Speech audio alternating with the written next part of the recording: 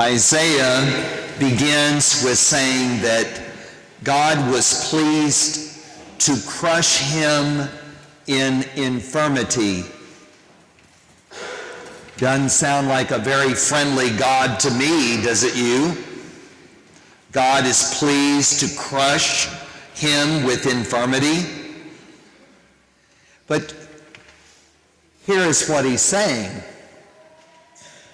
that in this world and on this earth, we have to sometimes be crushed in order to give life. We know it's the case with a grape. If the grape is not crushed, it'll never make wine. If the wheat, the little wheat seed, is not crushed, it'll never become bread. It's like my dad. You know, he used to roll up a little washcloth and put it under his head when he went to bed because he had worn his neck out and other parts of his body farming to raise his children. He had worked so hard that he had worn out his neck, and so he had to protect it when he went to bed. He couldn't use a pillow. It was too much.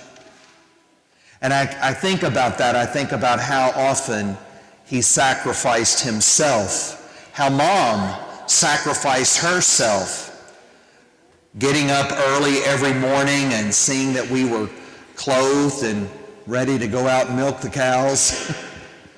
You know, how much Mom did. In fact, Mom is sometimes embarrassed by her hands. They're not beautiful. But my sisters say, Mom, they're beautiful because when I see them, I know all the work you did to make that biscuit, that dough, cut those green beans, scrape that corn cob. You see, that's what pleases God, doesn't it? Not that he wants us to be crushed or infirm, but he wants us, though, to offer our life for the sake of others. That's what pleases God. It's why he looked at Jesus and said, "This is my beloved Son, in whom I am well pleased." Because Jesus offered himself, and he was crushed, but he was not defeated.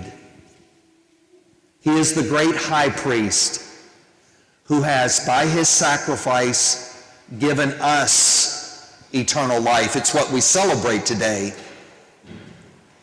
And you and I come to him through him and with him and in him.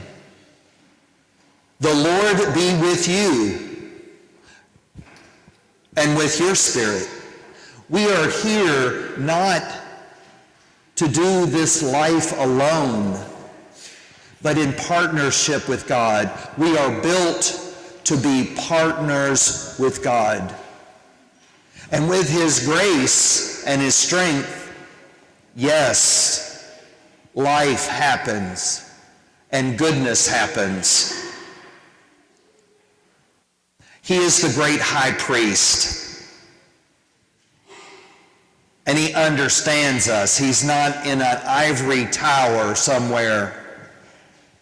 He understands the trials of this world. He himself was tempted. He himself had to walk miles.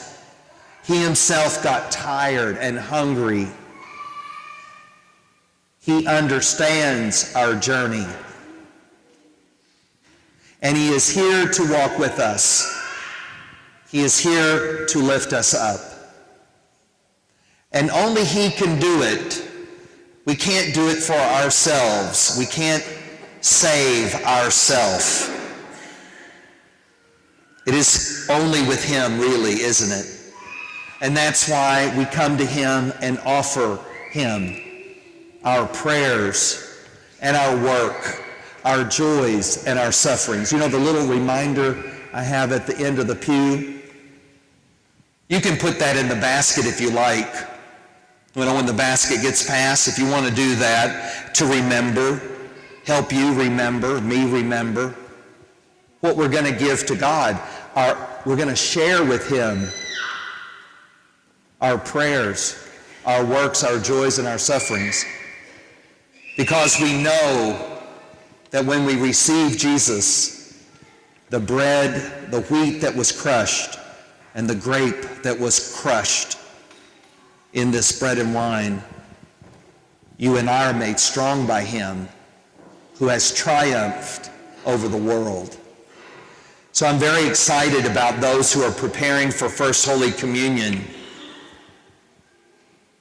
They are getting old enough to begin to understand the gift God gives us in this sacrament. You're beginning to get old enough to appreciate and see the powerful gift that God gives to us through Jesus in this sacrament.